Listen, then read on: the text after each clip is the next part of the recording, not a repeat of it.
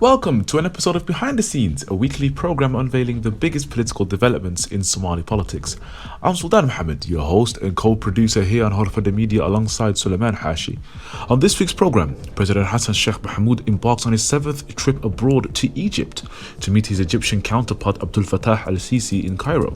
While President al-Sisi told reporters that presidents of Somalia and Egypt discussed the Grand Ethiopian Renaissance Dam, this was denied by Villa Somalia spokesman Abdikarim Ali Kar. Now, what does this visit mean for Somalia's relations with Ethiopia and the geopolitics of the wider Horn of Africa region? This is the topic on the program today. We hope you find this program very informative. Please like, share, and for similar content, do subscribe to HORUFADHI Media. Also, do subscribe to HORUFADHI Media Group's second channel, known as HORUFADHI TV, where you can find exclusive programs such as the African Weekly Roundup and Mahahi Salah, among others. And last but not least, do follow myself, Sultan Mohammed, Suleiman Hashi, Yasin Abdi, and the wider HORUFADHI Media team on our social media platforms that should appear on the screen any moment. Let's get straight into it. The foreign policy movement by President Hassan Sheikh has demonstrated a major shift from previous foreign policy. Hassan Sheikh entered office with a bulldozer, ready to completely reconfigure Somalia's foreign policy to resemble a vision more resonating with his image of Somalia on the global stage. Some have expressed outrage that President Hassan Sheikh has met President al-Sisi to discuss the Grand Ethiopian Renaissance Dam and the conflict between Ethiopia, Egypt and Sudan, which could lead to Somalia being politically dragged into an increasingly intensifying Cold War between Ethiopia and Egypt. Others have praised Hassan Sheikh's decision as a robust response to the constant and blatant disregard by Addis Ababa of Somali territorial integrity and sovereignty, as Ethiopian government officials met with Puntland leader Said Abdullahi Deni recently to sign a bilateral agreements, as well as its relations with Hargeisa. Now, before we understand and delve into which argument seems most plausible, let's actually take a look at Somali-Egyptian relations. Now, Somali-Egyptian relations have been quite ambiguous and increasingly tense as of late.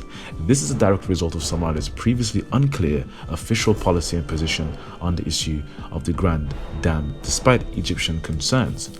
Alongside Djibouti and Qatar, Somalia expressed reservations and rejected 2 Arab League reservations that outlined Arab support for Egypt on the issue, which sent Egyptian media on a frenzy.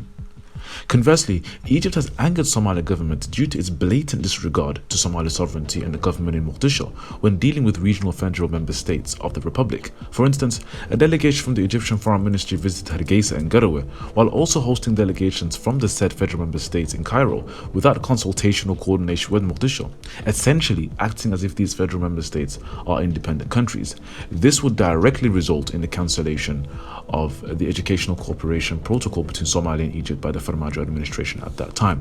Nevertheless, historically speaking, Somalis and Egypt have had close and warm relations. For instance, Egyptian diplomat Kamal ad-Din Saleh, who served as the chairman of the UN Advisory Council on Italian Somaliland, was a strong advocate for Somali independence and unity before he was assassinated by Italian colonialists in his home in Mogadishu in 1957. Upon independence, Egypt was one of the first nations to recognize Somalia, and the two nations would have strong political and military ties. For instance, Somalia fought alongside Egypt during the Arab-Israeli War in 1973, sending an artillery battalion. Equally, Egypt financially and militarily supported Somalia during the Ogaden War of 1977, in which Egypt sent large supplies of armaments and weaponry. However, it begs to ask the question, why is Egypt actually so interested in Somalia? Well, for Egypt, Somalia's geopolitical location is of strategic value and is vital due to its influence and control of the Bab el-Mandeb Strait that acts as a gateway for the Suez Canal. It historically shared an adversary with Somalia in Ethiopia. However, such policies would begin to slowly change from 1991 onwards as Egypt began to shift support away from Somalia by the end of 2006. For instance, a UN report released in November 2006 accused Egypt of training and funding the Somali Islamic Courts Union prior to Ethiopian invasion.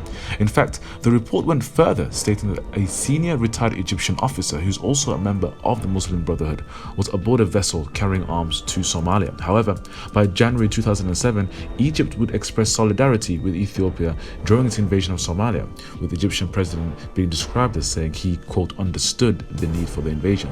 The confusing political diplomatic situation between Somalia and Egypt would remain the same for the next decade. Now, what's important to this puzzle is Ethiopia. Since 1991, Ethiopia under the TPLF had an interventionist policy in Somalia, which would be a direct hindrance to the political stability and recovery of the country. This would range from fueling conflict by funding particular militias to sending troops illegally across the border into Gedo, Bakol, and Hiran on numerous occasions. Following the formation of the Federal Republic, Ethiopia would constantly summon federal member state leaders to Addis Ababa to sign deals, push policy, and encourage division if it suited Ethiopian interest at the time. However, the removal of the TPLF and the introduction of a new government in Addis Ababa led by Prime Minister Abiy Ahmed would change the direction of Ethiopian policy in Somalia. Following a peaceful diplomatic resolution between Asmara and Addis Ababa, Mogadishu would enter this peace accord, which would see an end to Ethiopian intervention in Somali internal affairs. Although we have seen Ethiopia continue a de facto relationship with separatist administration in Hargeisa for business reasons rather than political, which has enraged many Somali unionists. Now, this change in political winds in the Horn of Africa would give the Somali government more room to maneuver and strategically remove an old foe from Somalia's longest land border, only leaving a hostile and isolated Kenya in the south. Consequently, we saw Ethiopia remain neutral and covertly supportive of Somalia against Kenya's claim of Somali waters in southern Jubaland. So the question becomes, what is best for Somalia? Well, having an enemy at our longest border is not what's best for Somalia. As outlined above, a hostile Ethiopia at Somalia's longest border is not in the interest of Mogadishu. We have seen the detrimental effects Somalia has suffered as a direct result of TPLF interference in Somali internal affairs over the past 3 decades. Ethiopia has thousands of soldiers in Somalia fighting under the banner of ATMIS, as well as representing Ethiopia and Addis Ababa as regular troops, whereas Egypt has none of such sorts. Additionally, Egypt has virtually no interests in Somalia, aside from the simple fact that it needs another angle to attack Ethiopia, its current arch enemy. The Egyptian President Al-Sisi told reporters yesterday that he and President Hassan Sheikh Mohamud jointly condemned Ethiopia's, and I quote, unilateral policies. The reality is that Somalia cannot join a side in this conflict because it will be the biggest loser. For Somalia, the best outcome is to act as a mediator between both nations to find a solution that works in Somalia's interests rather than the interests of Ethiopia or Egypt, which is peace and positive relations for Somalia with both Ethiopia and Egypt. Somalia is a member of the African Union. It's a member of IGAD. It's a member of the Arab League. It can be both geographically and politically the gateway between the Arab world and the African world. And that is the step Hassan Sheikh can take if he really wants to implement his policies. But that's only if both parties accept.